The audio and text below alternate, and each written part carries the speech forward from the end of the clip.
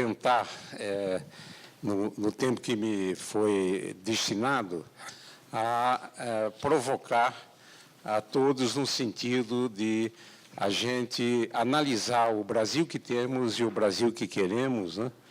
E no sentido de que precisamos achar caminhos, né?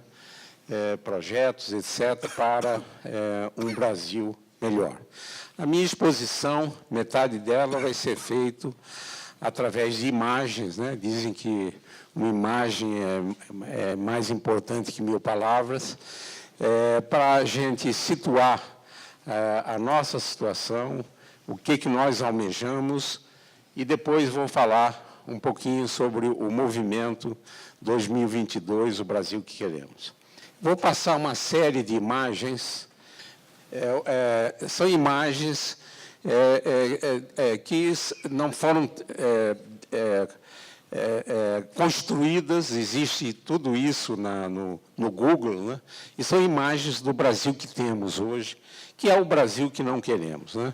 Temos pessoas, principalmente no campo, que vivem em locais como esse, onde há uma alta incidência de doença de Chagas, crianças no lixão, irmãos nossos que vivem em favelas, a velhice desamparada, nossas crianças indo para o caminho do vício, pessoas que a gente deve estender as mãos, eles pedindo, um país extremamente violento, uma cena de prisão, selvageria, barbárie, isso, próximo. Assistência à saúde com salas de espera cheias, pacientes no corredor, crianças na escola desassistidas, esgoto e céu aberto, as vias de locomoção esburacadas, o transporte precário, as nossas florestas sendo devastadas, as nossas nascentes desaparecendo, secas, bairros como o de São Paulo, aqui a Cracolândia, trabalho infantil. E nós poderíamos colocar aqui outros cenários, né? Mas vamos agora, vamos tentar ser otimistas e ver algumas cenas do Brasil que queremos. Próximo. O que nós queremos são crianças com um sorriso, qualquer que seja a etnia. Próximo. Queremos crianças com saúde, bem alimentadas. Queremos escolas públicas para todos os brasileiros e de boa qualidade. Queremos espaços de socialização nas escolas decentes. Queremos uma educação que prepare para a vida e para a cidadania. E queremos emprego. Queremos uma assistência médica de qualidade, desde a primeira infância até a velhice. Queremos espaços públicos agradáveis, bonitos, lúdicos. Queremos poder cultivar a nossa cultura, que é muito rica, nossa cultura que vem dos indígenas, dos quilombolas. Queremos a preservação dos nossos meios ambientes, queremos os nossos rios limpos, né, e sem seca. Queremos um país realmente soberano, e eu acho que a soberania é inegociável, ela não se negocia.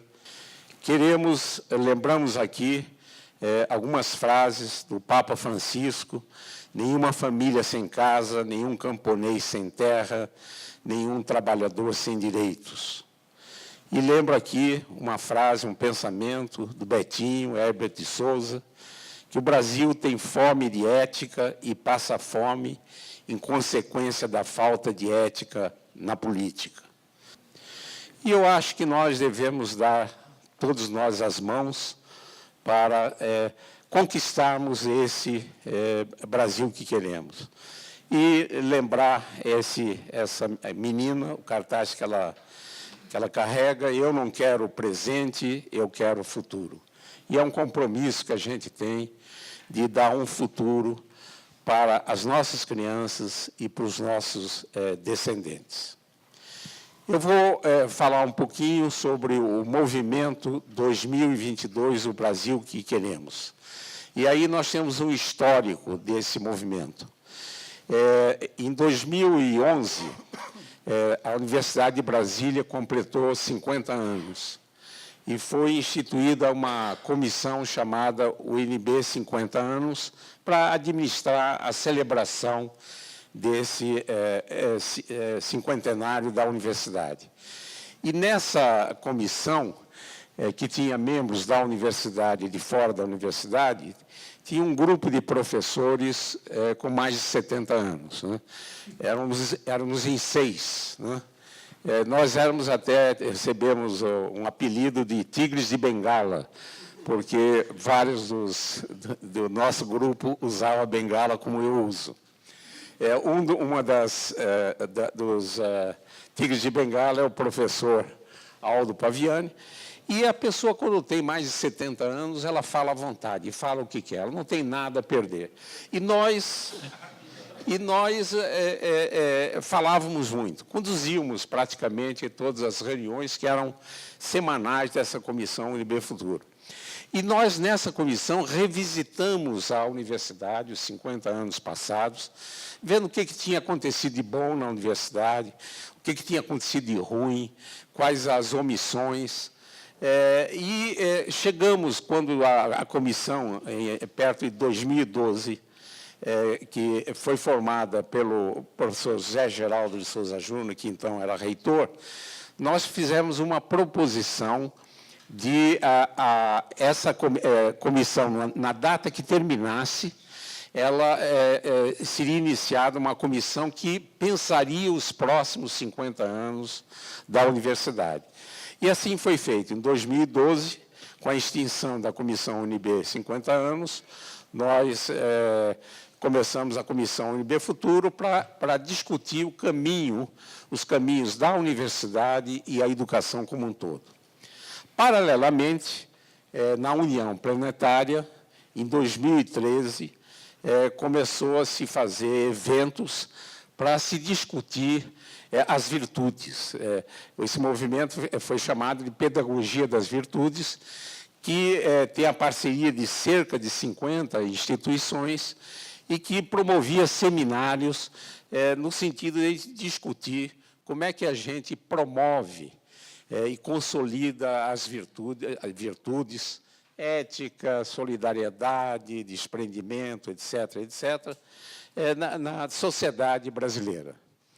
E alguns eventos desse movimento Pedagogia das Virtudes foram feitos na Universidade de Brasília, e esse encontro gerou a ideia de a gente fazer um movimento, pensando o Brasil no futuro, que pudesse abranger outras dimensões, além da educação e das virtudes. E, já na época do professor Ivan Camargo, foi, então, como reitor, foi feito um ato de reitoria, nomeando uma comissão executiva para a gente tocar esse movimento 2022, o Brasil que queremos. O 2022 é para dar uma marca, que é o bicentenário da nossa independência, que penso eu que nós nunca conseguimos, né? Nós precisamos ainda conquistar como país a nossa independência. Então, se estabeleceu esse movimento, que foi uma parceria da Universidade de Brasília com a União Planetária. Aqui algumas cenas da Comissão UNB 50 anos, a qual eu me referi. Ali na parte superior à esquerda, os vários Tigres de Bengala, o professor Paviani, a professora Adalgisa Rosário, o professor José Coutinho, o professor Vladimir de Carvalho, o professor Luiz Humberto não apareceu lá em cima, então eu coloquei aqui lá embaixo, o professor Luiz Humberto era um dos tigres de Bengala. E aqui nas fotos da direita, nós temos dois reitores, o professor Geraldo e o professor Ivan Camargo, isso no dia em que nós inauguramos os retratos de Anísio Teixeira e Darcy Ribeiro. Eu não sei se é efeito da luz ou algum fenômeno parapsicológico na fotografia do Darcy Ribeiro e Anísio Teixeira. Mas essa foto é muito simbólica, porque prova que a gente pode ter uma continuidade nas ideias, houve uma substituição do reitor, mas a ideia permaneceu. E aqui na de baixo, a reunião de 3 reitores, o professor Ivan Camargo, o professor Cláudio Todorov e o professor Cristóvão Buarque, numa dessas discussões da Comissão de UNB Futuro, que ilustra que nós não deixamos os reitores ficarem de pijama em casa, né? Eles têm que vir para a universidade e discutir a universidade, mesmo depois da finalização do mandato. Bom, o movimento 2022, qual é o objetivo desse movimento? É sugerir e sinalizar caminhos possíveis para o fortalecimento no Brasil de uma sociedade humana, honrada, livre, justa, fraterna, saudável, harmoniosa e feliz. E os princípios são 2: absoluta liberdade do pensamento e atuação suprapartidária, supra-religiosa e supra-ideológica. Próximo. Esse movimento, a estrutura do movimento, nós temos uma comissão executiva nomeada pelo ato do reitor, um conselho consultivo com personalidades de Brasília e de fora de Brasília, um colegiado, daqui a pouco eu vou falar nos grupos de estudos, que é composto por todos os coordenadores de grupos de estudos e uma secretaria executiva. E eu destaco aqui a figura de Ulisses Rieder, que está aqui presente, né, que é realmente uma pessoa admirável, um verdadeiro humanista, a quem eu peço uma salva de palmas.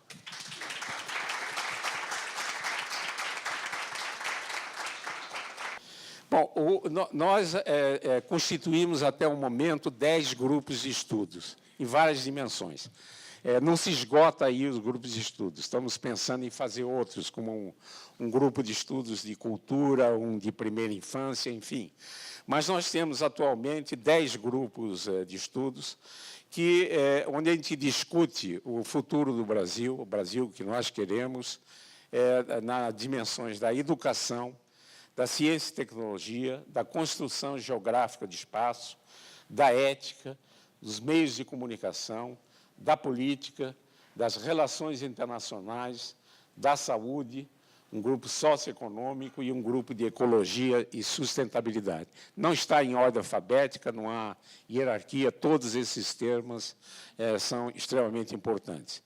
E, numa publicação que depois vai ser distribuída aqui para todos os interessados, nós temos a constituição da comissão executiva, da comissão do conselho, e temos um espaço reservado para cada grupo de estudos, onde a gente não prega nada, a gente faz perguntas. E eu selecionei, nos próximos slides, uma pergunta que eu não vou aqui responder, mas é para a gente pensar, debater e pensar depois do debate, como é que a gente alcança, como é que a gente responde essas perguntas, querendo como objetivo um Brasil melhor. Então, na educação, uma pergunta é como fazer a escola um local atrativo, no sentido de diminuir a evasão escolar, como proporcionar um espaço educacional com condições que tornem possíveis os processos de aprendizagem baseados em motivações intrínsecas, associadas a experiências prazerosas, alegres e satisfatórias. No grupo de ciência e tecnologia, como a ciência, a tecnologia e a inovação podem ajudar na solução de problemas práticos importantes na sociedade brasileira, como a melhoria da qualidade da educação, da mobilidade urbana, da redução drástica da violência nos grandes centros urbanos, da saúde da mulher, da integração social e da segurança alimentar, por exemplo. Na construção geográfica do espaço, que o coordenador é o nosso professor Paviani, com que medidas a sociedade, governo, empresas, cidadãos podem reduzir as desigualdades socioespaciais em nossas cidades, sobretudo nas metrópoles. Na ecologia e sustentabilidade, que modelos de geração de energia limpa já são viáveis para a implantação imediata e que as pesquisas apontam como perspectiva para o futuro. O grupo de ética, coordenado pelo professor José Geraldo de Souza Júnior, tem a seguinte pergunta: nas suas relações entre si, os seres humanos se orientam para agir por meio de valores. Quais, na atualidade no Brasil e no contexto em que o Brasil se situa, os valores que formam a subjetividade e a intersubjetividade que podem orientar a ação ética dos brasileiros e brasileiras? O meio de comunicação, por que o Estado brasileiro, por meio de sucessivas administrações federais, estaduais e municipais, é pródigo em agendamento publicitário na mídia comercial e extremamente sovina quando se trata da sustentabilidade da mídia não comercial. Na política, uma das perguntas, uma reforma política é suficiente para resgatar a legitimidade e a credibilidade da política? Nas relações internacionais, quais são os maiores desafios nas relações internacionais que precisamos enfrentar para impulsionar e acelerar o processo civilizatório da humanidade? Na saúde, muito simples a pergunta: por que a saúde pública brasileira está sempre tão ruim e deficiente? É o último. Grupo socioeconômico, como resolver a questão do superávit primário e a questão do pagamento do serviço da dívida? Deve ser feita uma auditoria cidadã da dívida? O professor Zé Geraldo, na chamada desse evento, fez uma indagação dizendo, então, diante do que se discute hoje no país, perguntamos ao professor Isaac Reutemann, dirigente do movimento 2022 Brasil que Queremos, em cuja carta de princípios lemos a preocupação pela elevação dos valores éticos de cidadania, entendimento e diálogo como instrumentos básicos para a superação dos problemas humanos e para o bem-estar do povo, comprometida com o fortalecimento de uma cultura de paz. Que sugestões, sinais, caminhos são possíveis para o fortalecimento no Brasil de uma sociedade humana, honrada, livre, fraterna, saudável, harmoniosa e feliz? E eu não vou responder essa pergunta, a resposta a essa pergunta tem que ser construída por um coletivo, e é nossa finalidade no movimento. Nós queremos envolver a juventude nessas discussões e fizemos, primeiramente, uma parceria com as principais instituições de ensino superior aqui do Distrito Federal. Então, além da UNB, temos o Instituto Federal, a Universidade Católica, o UniCeub, o IESB, a Unipaz e a Universidade do Distrito Federal. E estamos, atualmente, tentando alcançar esse movimento, uma natureza nacional. Sairmos aqui do Distrito Federal e contaminarmos no sentido de a gente poder ter esse tipo de reflexão para achar os melhores caminhos.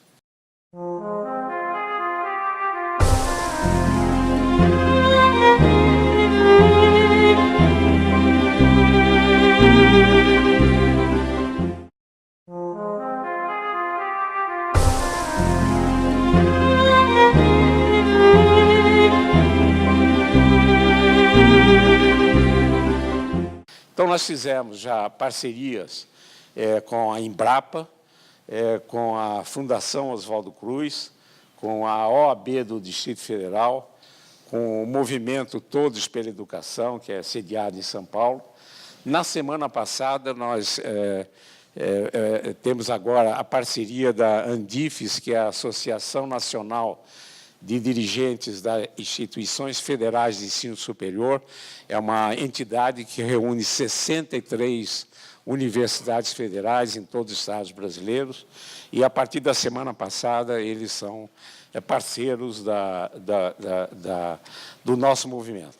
E, como o professor José Geraldo mencionou, estamos à espera da resposta da CNBB, e com esse selo, com esse time de parceiros, eu tenho a impressão que a gente pode espalhar essa reflexão em todo o território nacional. Temos um site, depois tem informações na publicação que a gente vai distribuir, mas o nosso site é o 2022brasil.org.br. Nesse site tem a composição da comissão executiva, do conselho consultivo, do colegiado, artigos que são mandados para esse site. Temos gravações, entrevistas e painéis que são divulgados pela TV Supre, pela UNB TV, estão todos registrados no YouTube. Temos todas as perguntas, várias perguntas dos grupos de estudos, temos clipping de artigos e vídeos, temos um canal infantil e juvenil, porque nós queremos primeiro envolver os universitários, depois os secundaristas e depois as crianças. Mas já temos lá preparado, com vários vídeos, o canal Infanto Juvenil. Temos um boletim mensal que informa as atividades, e temos uma janela de participação que qualquer indivíduo, em qualquer lugar, sem restrições, pode participar e escolher o grupo de estudos que ele quer colaborar. Para terminar, eu convocaria todos aqui, e simbolicamente, o Papa Francisco carregando a bandeira do Brasil, para que a gente realmente se envolva, para a gente ter o Brasil que nós queremos.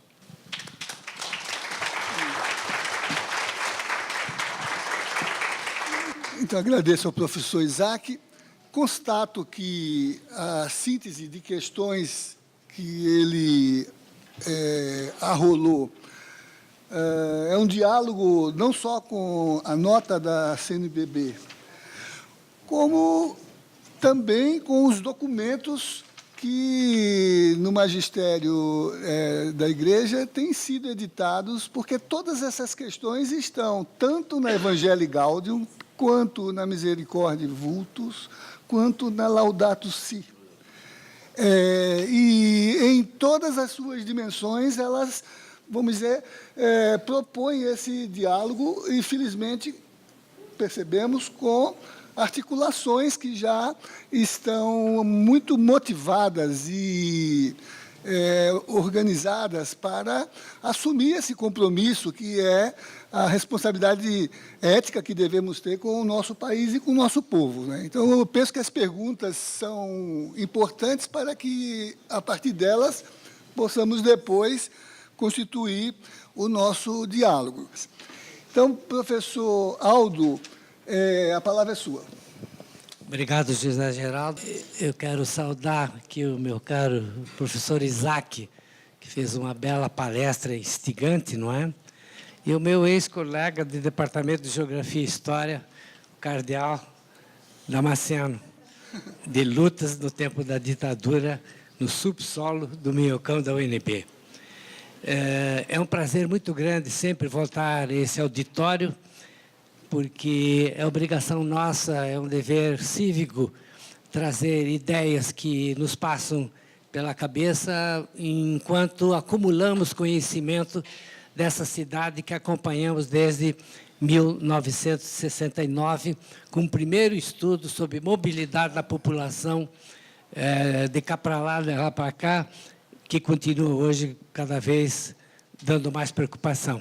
Quero saudar o nosso querido amigo Dr. Ulisses Rieder, que sempre acompanha e nos prestigia, fez uma entrevista belíssima sobre uma coisa que ninguém deve esquecer, um projeto nosso do Palavida, que é uma coisa que ficou parada na estrutura. Bom, saiu da UNB, no tempo dos 50 anos, né, da UNB, foi para a estrutura da Secretaria de Cultura, e lá está parado porque não temos recursos para fazer um museu que mostre para a criança como é que a paz mundial pode chegar-se, como no tempo em que os continentes todos eram coesos antes da separação continental. Então, eu estou com muito prazer aqui. Quero cumprimentar o senhor o cardeal Damasceno, o nosso caro José Márcio, enfim, todos os presentes. Maria Paula, que é companheira de jornal, não é?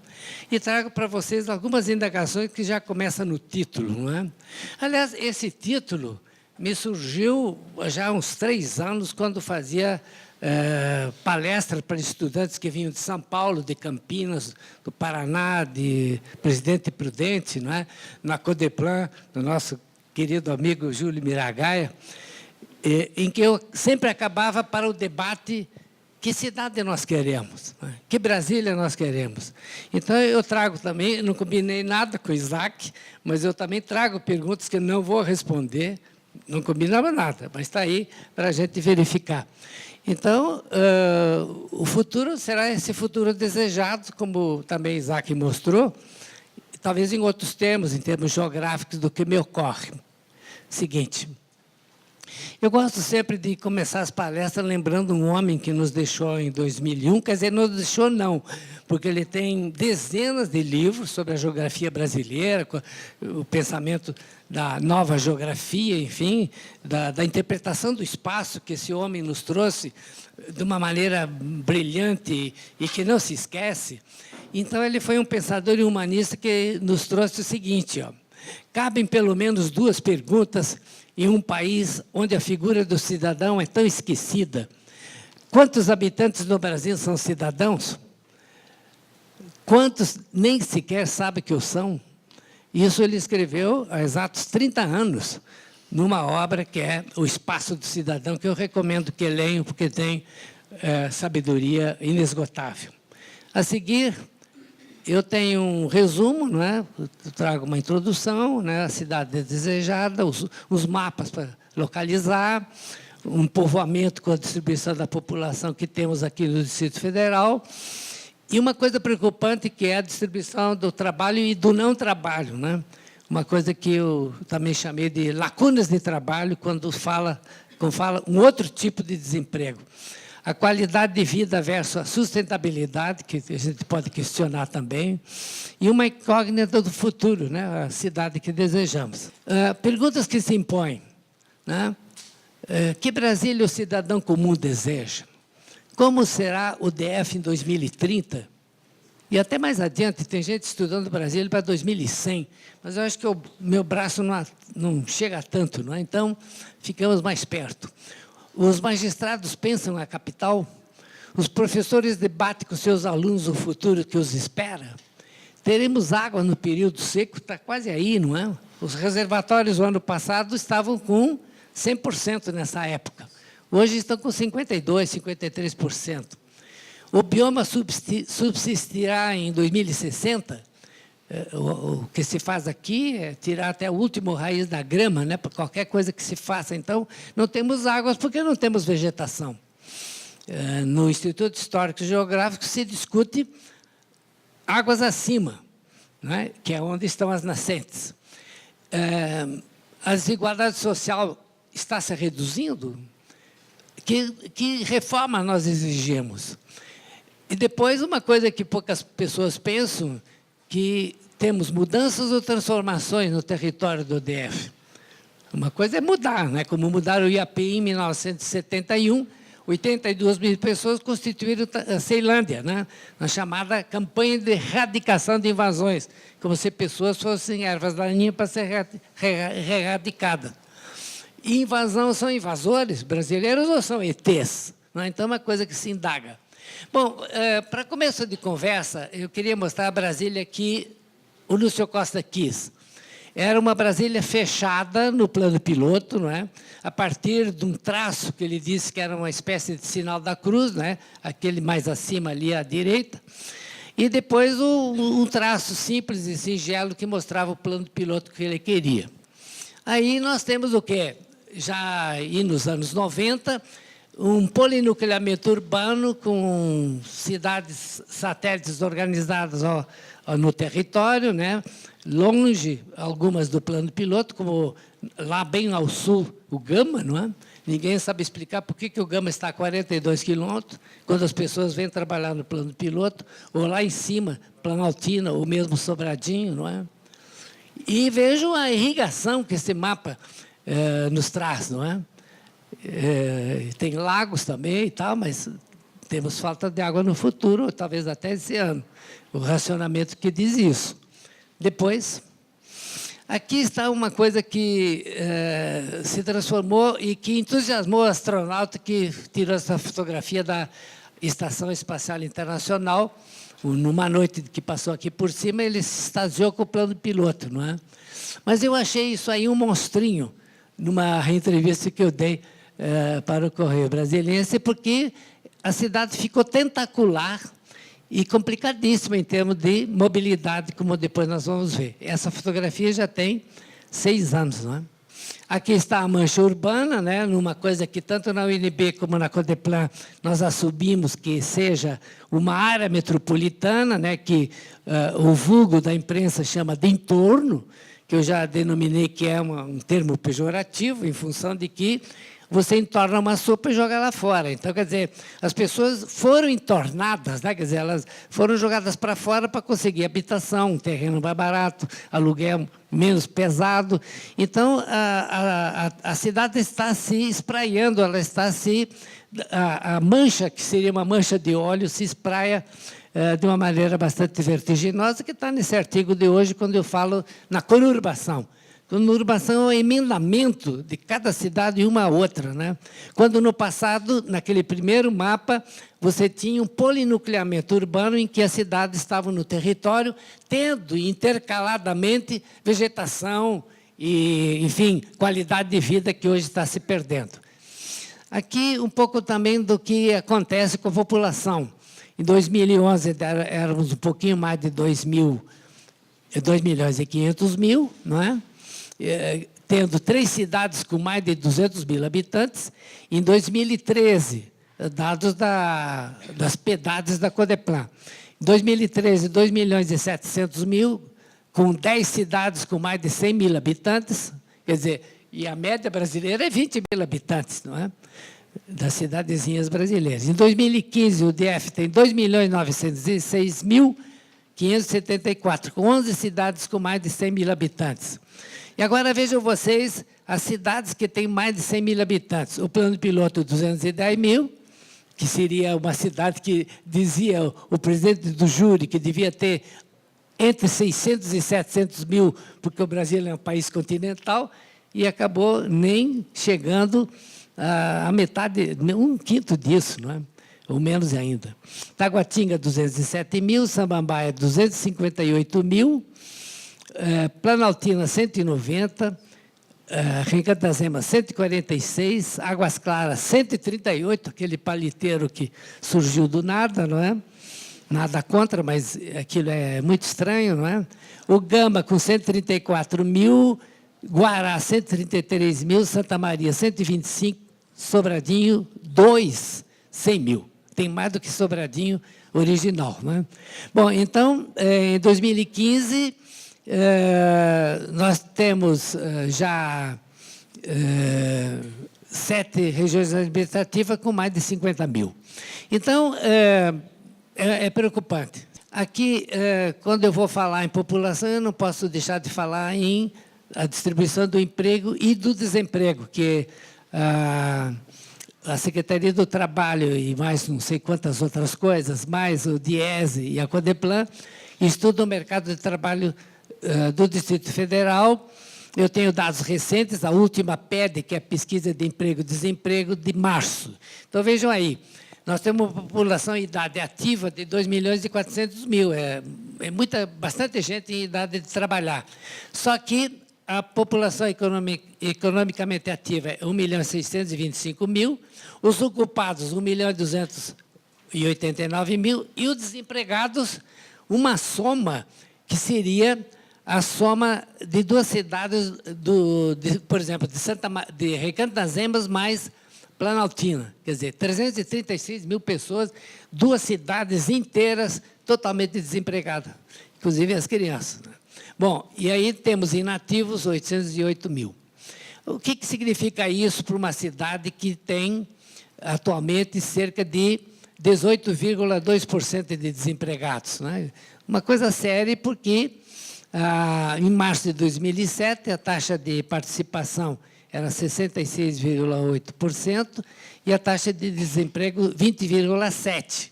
Eu falei 18,1%, mas não, foi 20,7%. Aumentou bastante de um ano para o outro.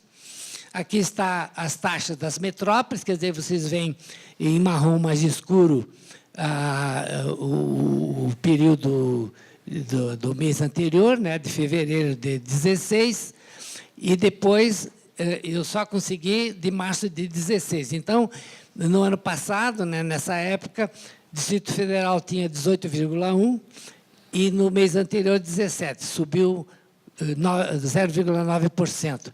Fortaleza, uma taxa mais baixa, 11,7% em fevereiro e 13,1% em março do ano passado. Porto Alegre, a mais baixa do país, com 10,1% e um pouquinho superior no mês de março do ano passado. Salvador é a que é campeã, logo em seguida depois vem o DF, né? Mas Salvador tem 20,2% e no mês de março 21,3%. Enquanto que São Paulo, aquela metrópole gigantesca, tem 14,7%, e é uma monumental, mais de 1 milhão de desempregados, porque também São Paulo tem mais de 12 milhões de habitantes, e 15,9% agora em março. Quer dizer, algo que preocupa, que é aquilo que o caro colega e amigo Isaac falou, o Brasil que não se quer, quer dizer, o Brasil desempregado. A evolução do emprego aqui, de 2011 até o mês passado, mês de março, nós temos o seguinte: a PIA de 2011 tínhamos 2.200.000, agora em março 2.400.000. A população economicamente ativa 1.300.000 em 2011 e agora 1.600.000, quer dizer, aumentou muito a população economicamente ativa. A ocupação das pessoas, não é? 1.200.000 em 2011 e agora 1.289.000. Os desocupados, vejam bem vocês, de 186 pula para 336. Quer dizer, de 2011 para agora, a crise ficou muito ruim, de tal maneira que ali aquele 18,2% está errado, porque é 20,1%. Desculpem o erro meu. E veja, de 13 mil pulou para 20 mil. Então, quer dizer, é uma coisa que se agrava. E, ao fundo, vocês veem sempre um mapa, não é? Quer dizer, eu estou querendo mostrar um pouco da geografia do nosso continente americano.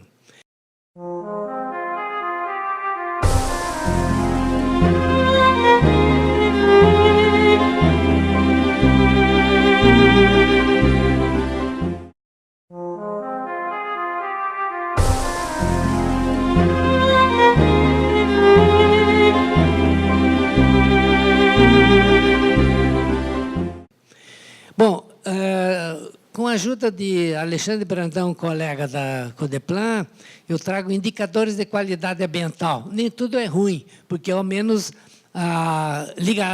domicílios ligados à água tratada, né, a água da rede geral, são 98%, quase 100%. Agora, afirma que tem serviço de coleta seletiva, menos, 66%. Dispõe de iluminação pública, quase também 100%, 94%. E aí, não tem placas de energia solar, que é o que o Isaac estava dizendo, as energias alternativas não chega nem a 5% no território aqui, de acordo com a PEDAD de 2015 e 2016. Depois, calçada na rua, 89%, está né? Tem que ver que qualidade está essa calçada. As minhas tem muito buraco, difícil não cair, né?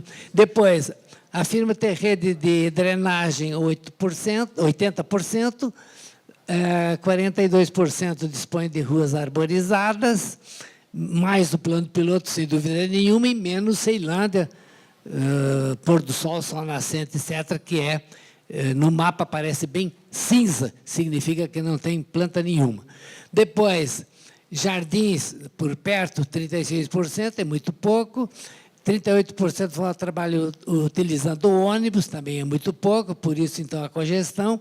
41% usa automóvel, embora a população com automóvel seja muito superior a esse número, né? 2,4% usa o metrô, quer dizer, o metrô, então, é muito pouco, muito pequeno para uma cidade de quase 3 milhões de habitantes. 2% serve-se de motocicleta para ir trabalhar, 1,2% com bicicleta e 9,88% se desloca a pé para ir ao trabalho. Então, isso também é um pouco de preocupação, porque nem tudo é perfeito na qualidade das pessoas na nossa cidade. Aqui a desigualdade aparece em fotografias tiradas de revistas que seriam Brasília em Números, né, que é essa aqui. Eu vou deixar aqui para o nosso colega José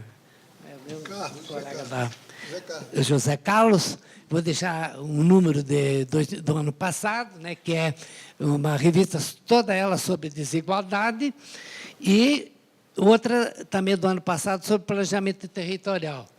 E para não dizer que também a gente não se preocupa com a violência, tem uma obra que eu organizei com colegas da UNB, Brasília, Dimensões da Violência Urbana, que a editora da UNB fez a gentileza de publicar, entre oito outras coletâneas.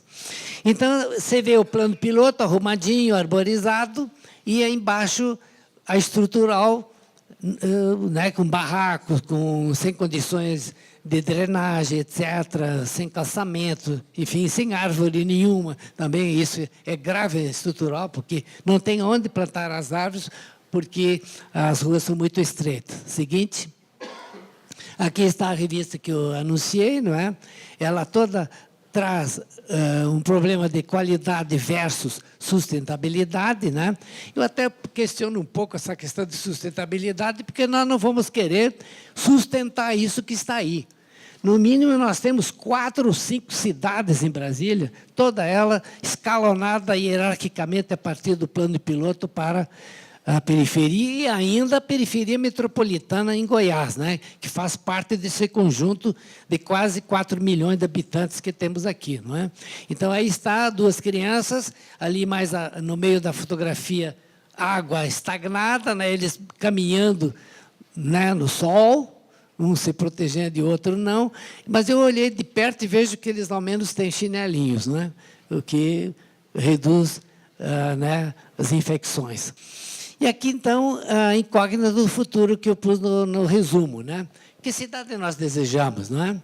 Então, que Brasília o cidadão comum deseja? Repito a mesma coisa do início, não é? Não sou eu que vou responder, não é? Está se vendo aí, e Dom Sérgio publicou na Folha de ontem uma coisa que é isso que José Geraldo falou, né? Essa certa apatia, não é? Acontece coisas, e aí, que resposta vai se dar, não é? Brasília, o cidadão quer essa cidade desigual, né? Ou quer a cidade que Isaac falou, fraterna, feliz, em paz, não é? Como será, então, Brasília e o DF em 2030? E aí vai, quer dizer, então, as mesmas perguntas. Será que os professores discutem a cidade com os estudantes? Esses dias eu vi um livrinho de geografia de uma escola, tem erros monumentais, né? Dizendo que o plano piloto é Brasília. Não, Brasília são as 31 regiões administrativas. A cidade, nesse aspecto, é uma só. Ela foi concebida para ser no plano piloto, mas não deu, explodiu, não é? Ficou nos núcleos múltiplos que eu falei há pouco. E a questão da água, como é que fica? Está se discutindo isso mais e tal? Talvez sim, não é? Mas eu vejo que todo mundo tem enormes caixas d'água, então a água que vai sendo drenada. Chega ao fim, então, né? Temos que reduzir as desigualdades, né? E eu queria comentar bem rapidamente, caro presidente da mesa, mudanças ou transformações, não é? Quando eu assisti à transferência da Vila do Iapi, Vila Tenório, Vila Saracubixé, etc., ali ao redor do Núcleo Bandeirante, em 1971, para formar a Ceilândia. Transferiram os pobres, mudaram os pobres. Transformaram alguém? Não. Transformar é mudar a pessoa e deixá-la em condições mais dignas de habitar, não é? Porque ficaram 10 anos, e eu assisti, porque eu acompanhei muito o povoamento da Ceilândia, ficaram sem água. Tinha uma bica, onde as mulheres lavavam roupa e tal, todo mundo se abastecia de água ali. Esgoto também não tinha por muitos anos. Então, quer dizer, transformar é fazer outra coisa. Pode levar 3, 4 gerações urbanas, que, para mim, uma geração urbana é mais de 80 anos, né? Não é a geração humana. Então, mudar só não adianta. Podemos querer mudar, sim, mas em que condições se muda para chegar a ser uma transformação? É isso que eu queria falar. Obrigado a vocês pela paciência. Obrigado a Geraldo. Obrigado a todos. Representando a Pastoral Social da Ceilândia, projeto muito bacana.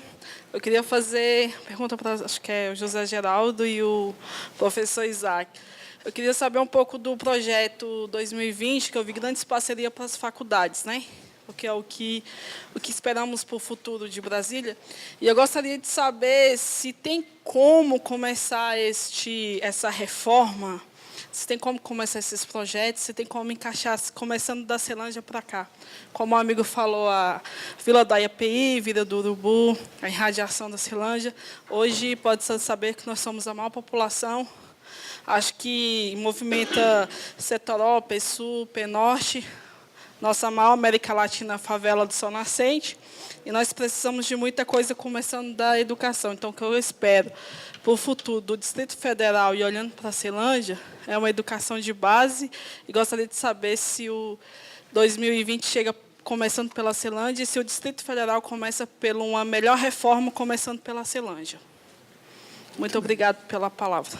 Na verdade, só para que pudessem os palestrantes contextualizar a situação grave que nós vivenciamos. Estamos, após o golpe do ano passado, tivemos um conjunto, estamos tendo aí um conjunto de ações e projetos e perspectivas que são a total desconstrução do país, e, nesse contexto, também da representação democrática, onde os representantes, os que se dizem representantes do povo brasileiro no Congresso Nacional, votam contrariamente ao que que se está sendo repudiado. Reforma da Previdência, a PEC 55 já aprovada, essa famigerada reforma trabalhista, etc., etc., entre outros tantos. Então, como é que vocês veem essa situação concreta de anseios de uma construção com relação a esse panorama tão catastrófico, tão nefasto que nós estamos vivenciando? Como o professor falou, sou o Caio Valente, da Pastoral de Rua e também do DF Movimento. E eu queria fazer uma pergunta para os professores que são lá da época da construção da cidade, 3 básicas. A primeira, eu queria que vocês falassem um pouco para a gente da Vila Amauri, que foi uma primeira favela que a gente teve, que era atrás do Congresso, que depois virou o Lago Paranoá. Os barracos eram de saco de cimento.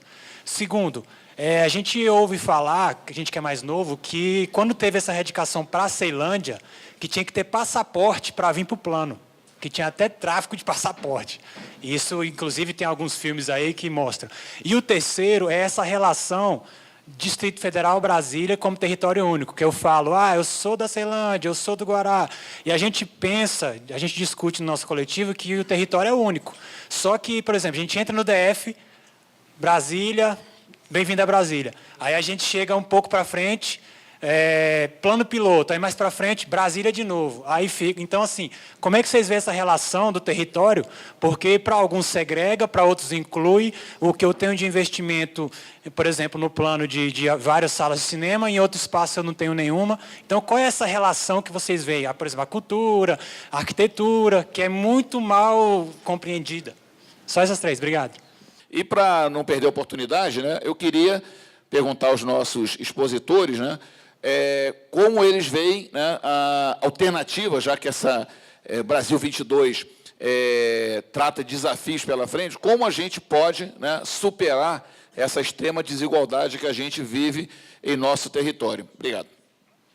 Que alegria poder contar com aqueles que ajudam a gente a pensar o nosso solo urbano e o nosso país. Eu queria, então, dizer que, primeiro, eu sou no Conselho de Assistência Social do Distrito Federal. Muitos sabem que eu fui secretário de Estado na área e não larguei de lutar pela igualdade social na nossa cidade.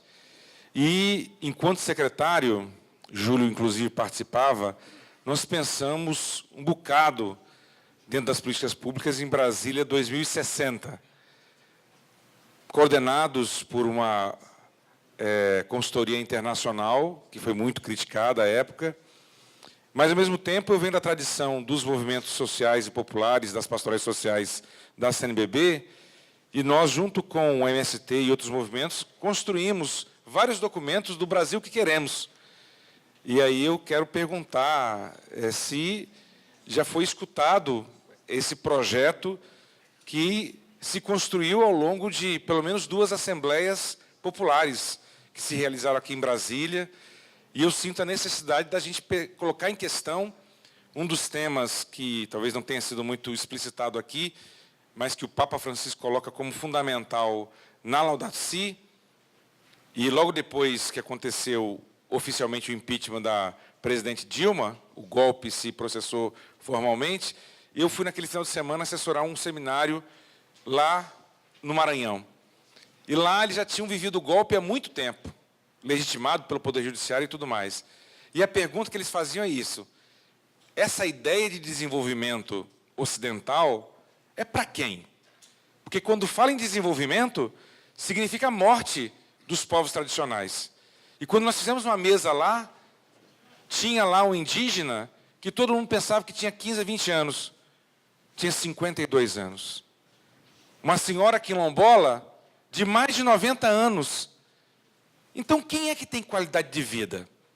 Nós, os civilizados, os urbanoides, que passamos não sei quantas horas no metrô, eu que uso transporte humano, ou esses povos que souberam preservar uma outra relação com a natureza. Então, só para colocar em questão que, dentro dessas questões, pensar o futuro é pensar também se desenvolvimento cabe ou não para a nossa cidade com tanta desigualdade. Meus cumprimentos, professor José Geraldo, a cada um de vocês.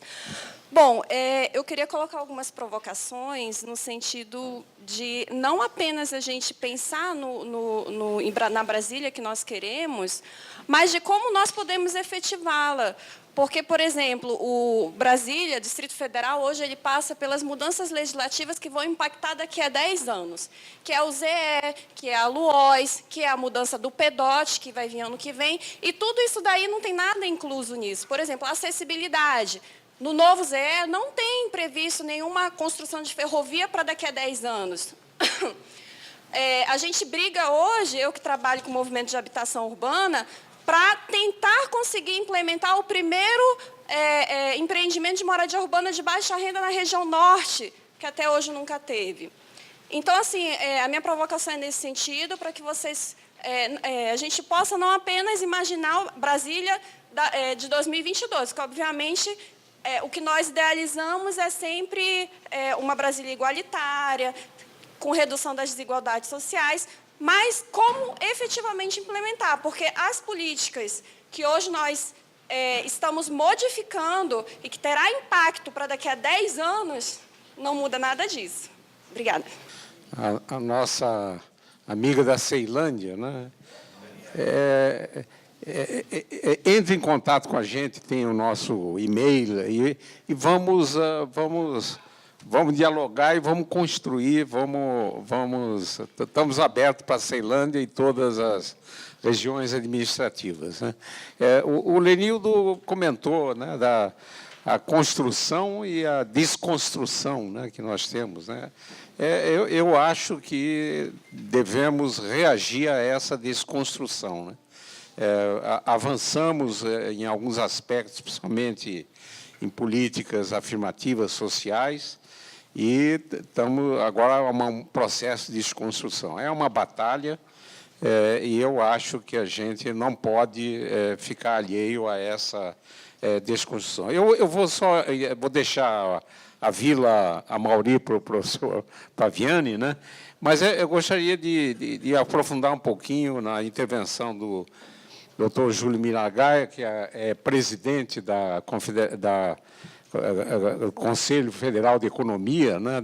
E elogiar esse debate sobre desigualdade social, né? O Daniel também tocou nisso, né? Eu escrevi um artigo, né, alguns anos atrás, né, inventando uma palavra nova chamada Norucongo, né, que é a construção da Noruega com o Congo, né? E por que Norucongo, né? Porque a Noruega tem o IDH maior do mundo. E o Congo é o menor do mundo, o IDH é o menor do mundo. O Lago Sul representaria aqui no Distrito Federal a Noruega, inclusive com um IDH um pouquinho melhor que a Noruega. Isso quer dizer, se o Lago Sul fosse um país, seria o país dentro do planeta com maior IDH. Né? E o Norucongo tem estrutural tem exatamente o mesmo valor do Congo. Por isso que você pôs ali as duas, né? Por isso, para mostrar que existe uma distância de 20 quilômetros entre o Lago Sul e a estrutural. Então, em 20 quilômetros, nós temos dois extremos, né? Eu acho que não existe passe de mágica para se acabar com a desigualdade social. Não existe mágica. Mas é um processo, né? E eu não vejo outro caminho que é demorado, que começa com a educação disponível a todas as crianças do Distrito Federal e, evidentemente, do Brasil, uma educação de qualidade, aonde não só a gente vai preparar para o trabalho, educação para o trabalho, essa formatação que nós temos hoje, mas que as nossas crianças possam ter uma vivência de verdadeiro cidadão, que a gente possa ter um avanço espetacular no processo civilizatório, né? Eu acho que a médio e longo prazo a gente tem essa solução, né? É importante, como o Daniel apontou, que a gente faça estudos prospectivos, né? No Brasil, não temos ainda a cultura de pensar a longo prazo, né? Existem programas de governo de 4 anos, de 8 anos, o que se programa geralmente não se cumpre, né? Nós temos que ter, para certas dimensões, como, por exemplo, energia, água, habitação, etc., ciência e tecnologia, devemos pensar 50, 60, 70 anos, como alguns países centrais pensam, né? Então, nós precisamos aprender a fazer um planejamento a longo prazo, termos política de Estado dentro dessa prospecção, porque, senão, a gente vai continuar a ter avanços e retrocessos, e vamos continuar a ser um país colonizado intelectualmente e economicamente, né? De maneira que eu vejo a educação como o melhor caminho para a gente acabar com a desigualdade social. A senhora da Ceilândia, né, pergunta sobre as questões para a Ceilândia, mas serve para toda a cidade, uma coisa do Brasil que queremos, não é? Eu tenho fotografias dos primeiros barracos colocados na Ceilândia e do sofrimento que foi morar lá, apesar das pessoas estarem agradecidas por ter ganho terreno naquele local em 1971. E a Ceilândia apareceu porque o presidente Médici, ao passar pela Vila do Iapim, dizia que aqueles barracos todos deixavam ele muito triste, feriam o olho dele. Imagina. Agora, no geral, e aí apanho um pouquinho também do que Júlio Miragaia falou sobre a questão o erro grande de Brasília, e acho que foi porque só pensaram o plano piloto, né? Ele que teve, como diz aqui o Isaac, né? O Lago Sul e o plano piloto e o Lago Norte são verdadeiras cidades do primeiro mundo. Tem todo o equipamento, né? É que quando fizeram cada uma das cidades satélites a partir do Gama em 60, não fizeram lugar para morar e trabalhar. Quer dizer, o único trabalho que tem no Gama, por exemplo, é uma cervejaria, toda automatizada. Emprega quanto? 10 pessoas, talvez, não sei quantas. Então, eu quero dizer que o grande erro foi Lúcio Costa, apesar de ser um gênio, ter pensado que a organização regional do DF se daria a posteriori. Mas não se dá por manchas de óleo, né? Colocando as pessoas centrifugadamente para distante dos lugares de emprego. Deveriam ter feito cada cidade satélite com um verdadeiro bolsão de local para trabalhar. Agora, aí eu pergunto, quem é que investe? O Júlio pode até dar uma resposta. Quem são os grandes investidores, né? Da fibra, né? O pessoal da construção civil. Será que eles diversificam a produção? Ou preferem só habitação tipo Águas Claras? Então, eu diria que o grande problema que houve, além de termos, acho que uma distribuição da educação razoável, mas fora daqui não. Porque eu prego, por exemplo, uma Brasília que tenha o acompanhamento de novas tecnologias, novas produções que não dependem tanto de água, de energia, que somos bastante deficitários. Então, não dá para querer indústrias aqui dentro.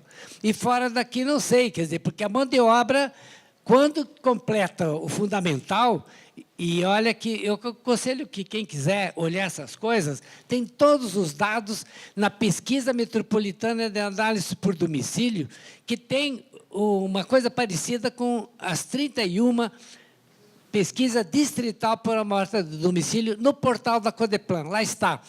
60% dos que concluem o fundamental na periferia metropolitana, quer dizer, nos 12 municípios periféricos, que nós chamamos periferia, ou colar metropolitano, não querem mais prosseguir nos estudos.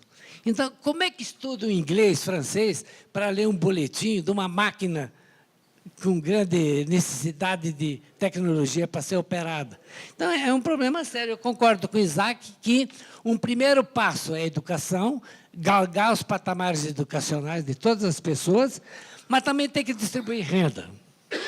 Se você olhar na PEDAD, aumentam o número de pessoas sem carteira assinada. Estão rebatendo isso que estão fazendo aí, tirando os direitos trabalhistas das pessoas, como que Getúlio deve estar realmente aborrecido lá em São Borja, né? Porque o que ele fez está sendo desmanchado. Por quê? Porque tem que beneficiar grandes empresas. Elas distribuem renda, não sei de que maneira, né? Porque você tem um salário mínimo que foi baixado de R$ 970 para 935. Que diferença faz R$ 30 para um grande capitalista? Quer dizer, você tem aquilo que o Júlio falou, a concentração de renda de umas poucas famílias, equivalente, né, 6 famílias, o equivalente a 6 milhões, se eu compreendi bem? 6 milhões. 100 milhões. Quer dizer, então, espera aí, a distribuição de renda está sendo feita, uma maneira de tirar o pessoal da Ceilândia dessa dependência de muitas coisas é aumentar a renda dessas pessoas através do trabalho. E por isso que eu acentuei muito o aspecto do desemprego. Não é? Agora, a pergunta feita pelo colega da Pastoral das Pessoas em Situação de Rua, desculpe. Caio. Pois é, a questão de Brasília é muito esquisita. Eu sempre tenho que explicar isso em qualquer palestra. Você tem o Distrito Federal, que é o quadrilátero. Ele tem um único município, que é Brasília. E esse município tem área rural e área urbana. O que for urbana, soma para formar as 31 reais urbanas. Né? Tá certo? Então, quando alguém diz que é da Ceilândia, não, ele é da Ceilândia, mas Ceilândia não é um município. Nenhuma cidade satélite foi guindada à condição de município. Guindaram a região administrativa, para dar mais... Aliás, o nosso colega Cristóvão Buarque disse que era proibido falar cidade satélite. E eu digo que não. Eu participei de um dicionário em São Paulo em que se definiu cidade satélite como aquela que tem uma relativa autonomia em relação ao miolo urbano, no caso do plano piloto. Então, não pode chamar de cidade satélite, sim, se tiver relativa autonomia, Ceilândia, Taguatinga, Gama, Sobradinho e tal. Então, eu diria que não há muita confusão territorial, não, porque está bem definido na Constituição. Brasília é a capital da República e não é só o plano piloto, é o conjunto urbano do Distrito Federal. Bom, eu não sei se eu respondi a todo. Daniel, eu acho que você realmente tem uma ideia interessante, né, para as pessoas do Maranhão, né? Onde é que está o Daniel? O Daniel está ali, ó. Está ali? Ah, está lá. Ali, pois é, eu acho que é isso que eu falei. banco dos ex-secretários. Somar mais carteira assinada para dar mais direito ao trabalhador, não é? Trazê-lo para, ao mesmo tempo que ele produz, ele também vai ajudar a indústria a produzir mais. Porque Cristóvão Buarque, no livro dele, ele fala que a indústria brasileira opera para 30% da população. E os restantes? Com o Bolsa Família melhorou, porque compraram geladeira, compraram equipamento e tal. Mas isso está sendo tirado aos pouquinhos, não é? Quer dizer, então, como se insurgir contra a retirada de coisas que fizeram as pessoas se alimentarem, não é? Outra coisa interessante, educação, alimentação, né, para as pessoas terem condições de ter força de trabalho e, sobretudo, as crianças que não se alimentam não vão ter cérebro para estudar. Não é? Eu acho que é outra coisa séria. Eu fui educador de ginásio e sei que as crianças lá na Santa Maria se alimentavam bem e eram muito interessantes e interessadas na geografia que já naquela época eu dava. Então, para a Aline, que provoca, né, criticando a ZE, eu acho que a ZE, cadê a Aline? A ZE é um pouco a salvação da questão ambiental do DF. Cuida que o que vai ser pior vai ser a LUOS, que, aliás, tem um erro. A LUOS tem um erro semântico. Não devia ser LUOS, Lei do Uso e Ocupação do Solo. É Lei do Uso e Ocupação da Terra. Solo é quando você tem o horizonte A, B e C e põe semente lá. E terra não, a terra... Como é que quem compra solo? Alguém viu anúncio de solo? Não tem solo. Quem compra terra, compra em metros quadrados, em quilômetros quadrados. Então, essa lei já vem com um viés ideológico. Não se trata, o solo suaviza a questão ideológica da terra, né, dos quais muitos são alijados, né, sobretudo no meio rural. Então, eu acho que a questão da ferrovia, se você tivesse assistido um último debate na Codeplan, com o Francisco, que é lá dessa grande empresa que constrói ferrovia para grão, para minério, lá se questionou a questão da falta de uma ferrovia lusiana para cá, praticamente tem os trilhos, só retificar um pouco, e também uma ferrovia Brasília-Nápoles-Goiânia. Agora, onde é que estão os capitais para fazer isso? Tem um projeto, já tem o projeto das duas ferrovias, mas o recurso está onde, não é? Quer dizer, há ideia, agora tem que implementá-la, eu concordo com você. Como podemos implementar é uma pergunta que fica no ar. Apontar e ilustrar a segregação que existe aqui entre as crianças e jovens aqui no Distrito Federal. Anualmente, a Universidade de Brasília faz uma semana universitária, em que, nessa semana, recebe estudantes do ensino fundamental e médio de todo o Distrito Federal. E, na gestão do professor Zé Geraldo, um dos eventos era a conversa com o reitor. E o professor Zé Geraldo me pediu para acompanhar na conversa com o reitor, que é um diálogo com estudantes. Era embaixo de uma lona de um circo, tinha cerca de 600 estudantes do ensino médio de todas as cidades aqui, satélites do Distrito Federal. E, no final dessa conversa com o reitor, eu perguntei à plateia, aqueles que, pela primeira vez hoje, estão aqui na Universidade de Brasília, levantem a mão. Eu pensei que uma parte ia levantar a mão. Todos levantaram a mão. Isso significava que aqueles 600 estudantes, entre 15 a 19 anos, nunca haviam colocado o pé na Universidade de Brasília. Aí eu me pergunto, como é que esses jovens podem colocar a universidade no horizonte das suas vidas, o planejamento das suas vidas, se nunca vieram? nunca puseram o pé na universidade.